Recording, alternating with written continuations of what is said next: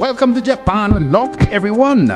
Today, Emily and I are diving deep into a country that honestly captured my heart the moment I stepped off the plane.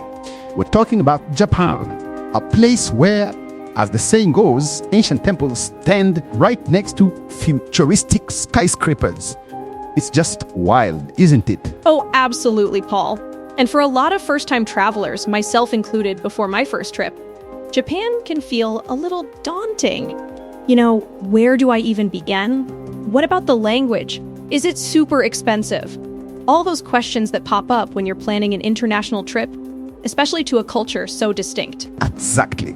You picture the bullet trains, the incredible sushi, the serene gardens, but then you think, how do I actually do all that? That's what we're here for today.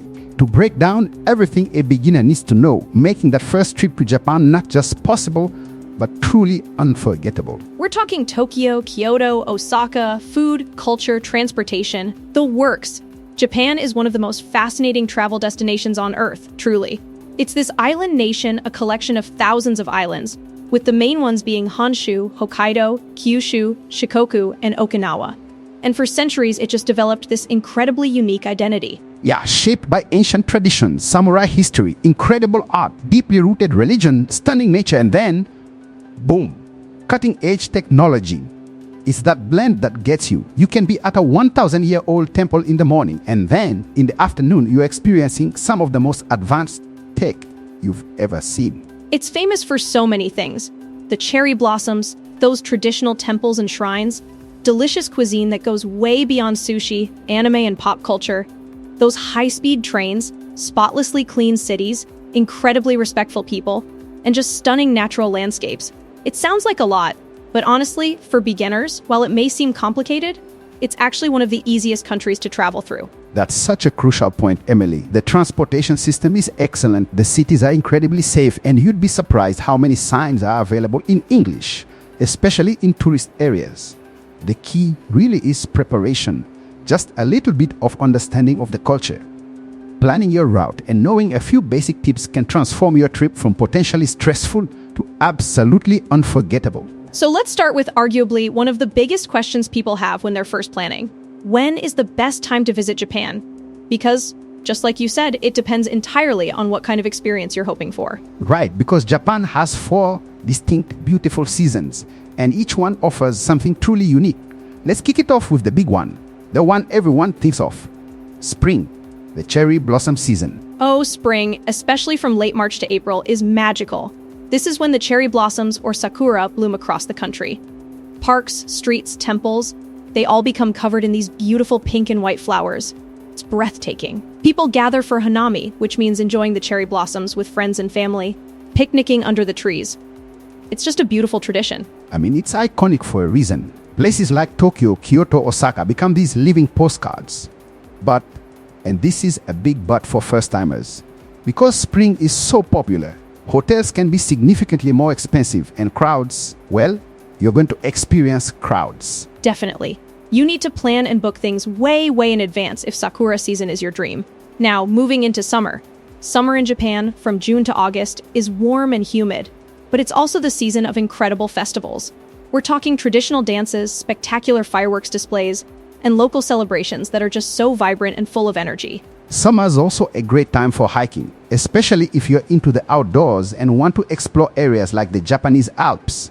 Mount Fuji climbing season typically opens in July too, which is a huge bucket list item for many.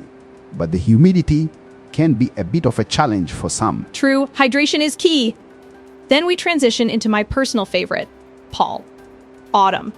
From October to November, the forests just explode into these incredible shades of red, orange, and gold. The autumn leaves, or koyo, create amazing scenery around temples and mountains. It's just stunningly beautiful and often less crowded than spring. I completely agree. Many travelers, myself included, consider autumn one of the best times to visit Japan. The weather is usually perfect, crisp and clear, and the colors are just unbelievable.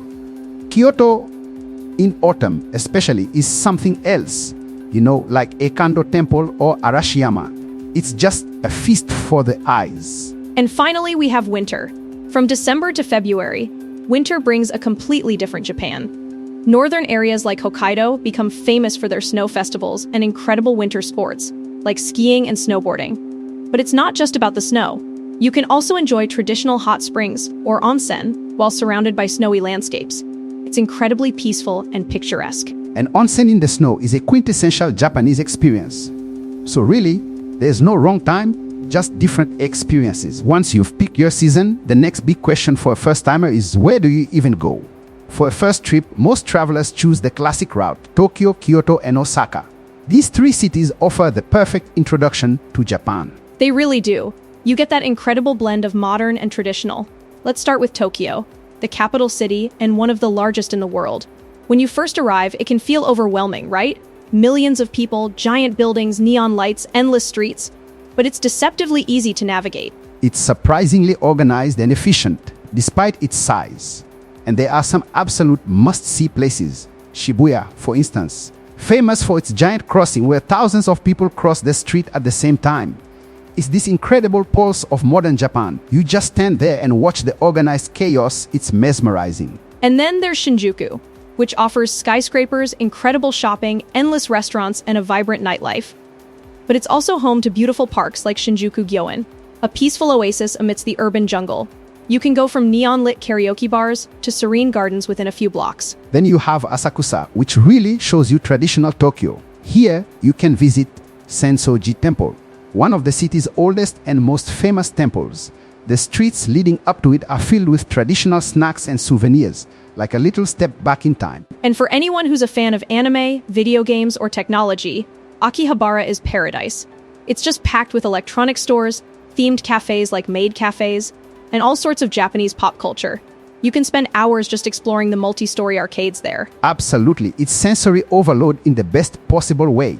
Now, if Tokyo represents modern Japan, Kyoto without a doubt represents traditional Japan. It was once the imperial capital, and it's just famous for its temples, gardens, and incredibly preserved traditional neighborhoods. Kyoto truly is the soul of Japan. Fushimi Inari Shrine is a must-see. Those thousands of red torii gates, creating a beautiful pathway through the mountain. It's one of the most photographed places in Japan for a reason. You feel like you're stepping into another realm. And then there's Kinkakuji, the Golden Pavilion.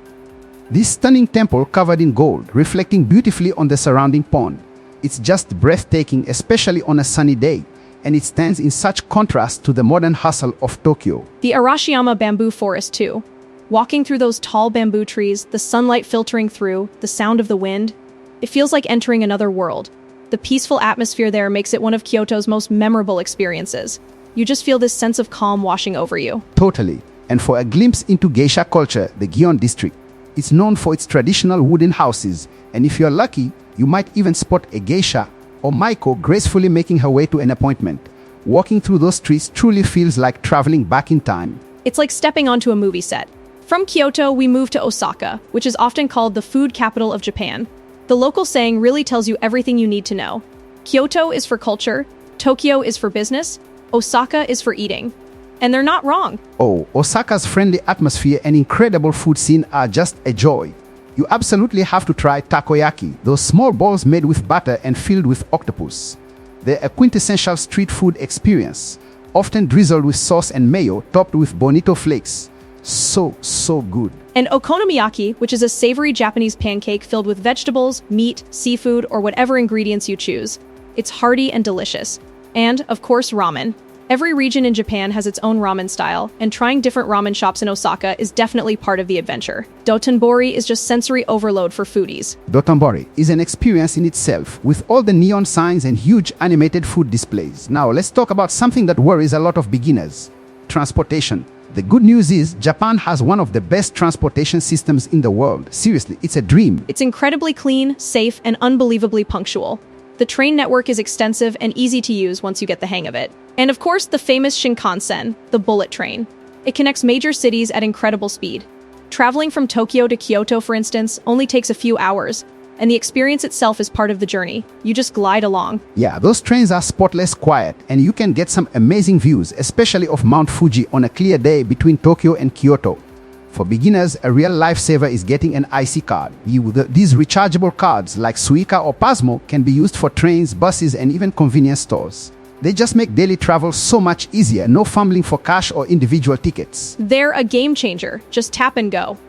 And speaking of navigation, Google Maps works exceptionally well in Japan. It can show you train routes, times, platform numbers, and even connections, often telling you which exit to take from a station. It's your best friend for getting around. It really is indispensable. Next up, something we briefly touched on but deserves its own spotlight: Japanese food. For many, this is one of the greatest reasons to visit Japan. And Japanese cuisine is so much more than just sushi, though sushi is incredible there. Oh, absolutely. Let's start with sushi, though, because fresh seafood served with perfectly seasoned rice is an art form. You can find everything from affordable, delicious sushi restaurants to world-famous, Michelin-starred sushi counters. It's an experience on every level. Then there's ramen, that comforting bowl of noodles in a rich broth. There are so many regional styles: shoyu ramen with a soy sauce base, miso ramen with a savory fermented soybean paste, and tonkotsu ramen with its incredibly rich pork bone broth. You could eat ramen for every meal and never get bored. And tempura, seafood and vegetables lightly covered in a delicate batter and fried to perfection. It's so delicate and crispy, not greasy at all. And yakitori, which are grilled chicken skewers, often enjoyed with a drink at an izakaya, a Japanese pub. There's so much variety.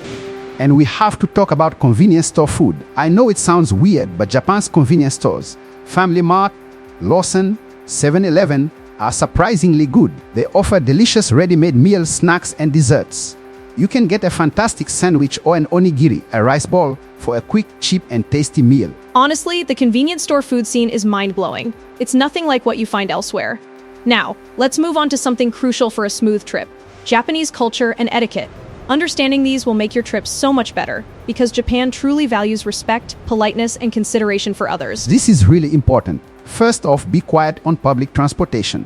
On trains, people generally avoid loud conversations and absolutely no phone calls. It's a peaceful environment, and respecting that silence is key. Don't be that loud tourist. And remember to remove your shoes. In many traditional places like homes, temples, and even some restaurants, you must remove your shoes before entering. There will usually be a clear area or steps where you can take them off, and slippers might be provided. It's a sign of respect. Yes, look for the genkan, the entrance area. Also, bowing is a common way to show respect. You don't need to be perfect with your bows, but a slight nod or a polite bow when greeting someone or thanking them is genuinely appreciated. It shows you're making an effort. And here's a big one for many Western travelers: tipping. Unlike many countries, tipping is generally not expected in Japan. In fact, sometimes it can even be seen as rude or confusing. Excellent service is considered normal, so don't feel obligated to leave extra money. It's true, it's just part of their culture of service.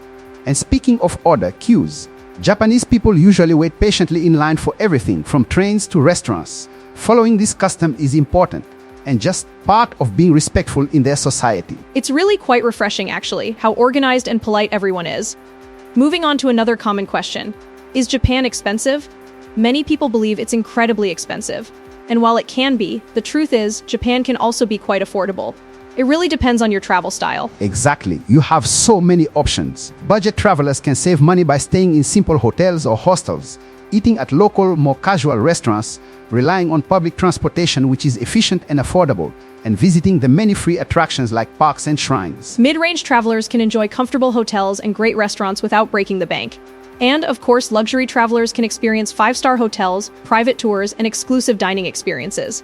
Japan truly offers options for every budget, which is fantastic. Definitely, it's not just a destination for the wealthy. Now, for some really practical tips for first-time visitors that can make your trip much smoother. First, carry some cash.